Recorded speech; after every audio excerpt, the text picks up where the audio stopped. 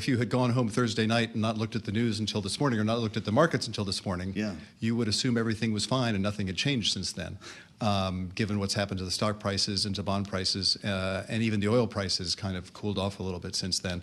I think the immediate risks of what we see unfolding in the Middle East appear to not have much impact on global oil supply, particularly since the Saudis and OPEC have been pumping a lot of oil since the beginning of the year and the global economy is slowing down. But there's always that risk, and that's why markets look a little jumpier right now, that we're going to get some outsized event closing down the Straits of Hormuz or something that really does upset that balance. Is that the event that keeps you up at night? Because we all grew up, Christopher, with the idea that if Israel were to go to war with Iran, that's over. This is World War III time. You've heard Donald Trump say it himself. He grew up in that same environment. Are we learning otherwise? I think we're learning otherwise because the folks lining up on the other side of the equation behind Iran aren't lining up very closely behind the Ayatollah and the current government. You have President Putin, who is one of Iran's allies, offering to mediate the conversation rather than saying he's backing Iran to the hilt.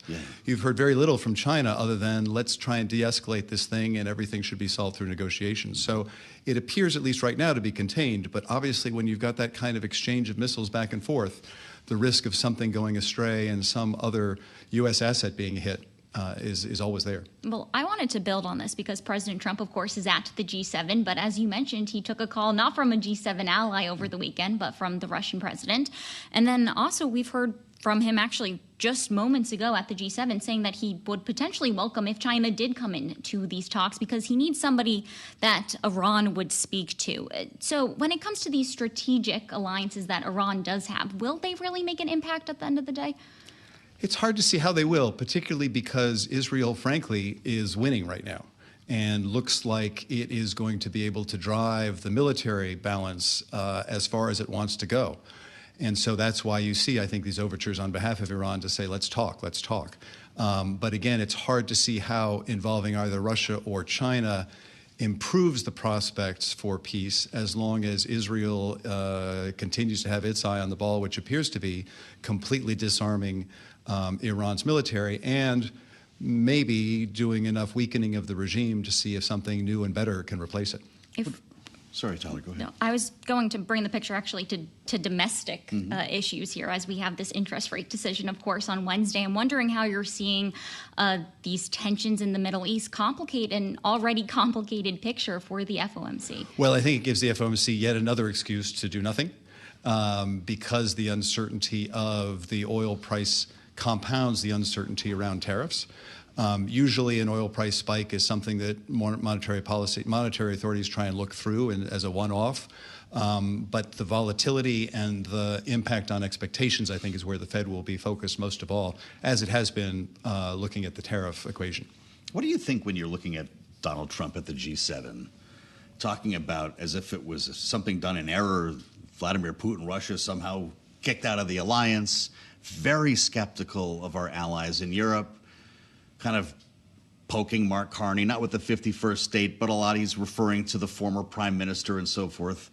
The transatlantic rift, does Wall Street care about this? We talk about it a lot at home. What about the market? I think it's hard for markets to price it in on a day-to-day basis.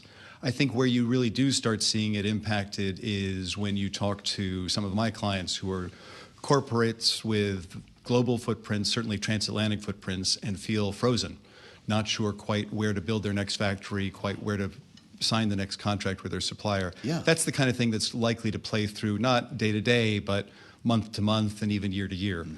I think the difficulty with how to interpret the president's statements, I think he really is focused on he wants to do deals and he wants peace deals.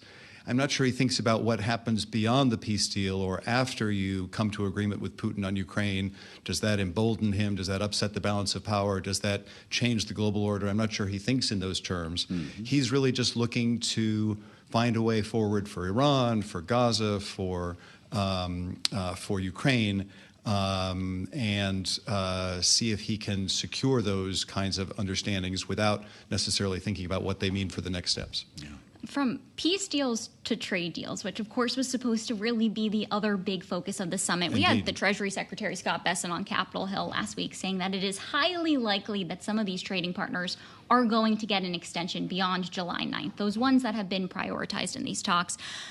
In your note, you talk about investment in the U.S. I'm wondering what that would mean for investment decisions in this country if we see certain countries perhaps see those rates go back up to where they were on April 2nd and others get an extended pause. Well, I think that's the problem with the way this has all been rolled out, is that the uncertainty is very high. And whether there is a deal that gets done with a country, will it be renegotiated because something else comes up? How can you start planning with your trade flows and your suppliers that may come out of the UK without knowing what's going to happen with the EU?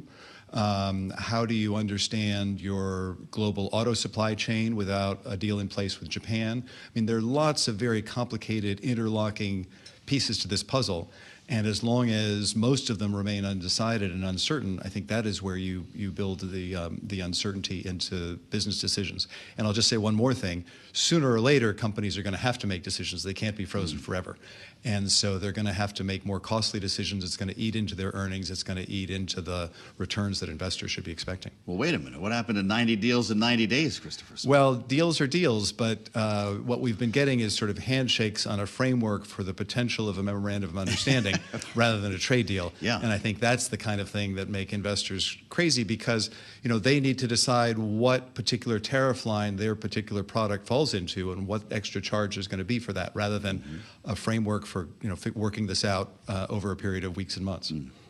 What about sector-specific tariffs? How are you watching those? Because that seems to be the more longer-lasting, perhaps more durable solution from this administration when we do see the so-called reciprocal tariffs get more of a pushback. And I'm particularly fascinated by the fact that these sector-specific tariffs weren't supposed to be in those original negotiations on so-called Liberation Day.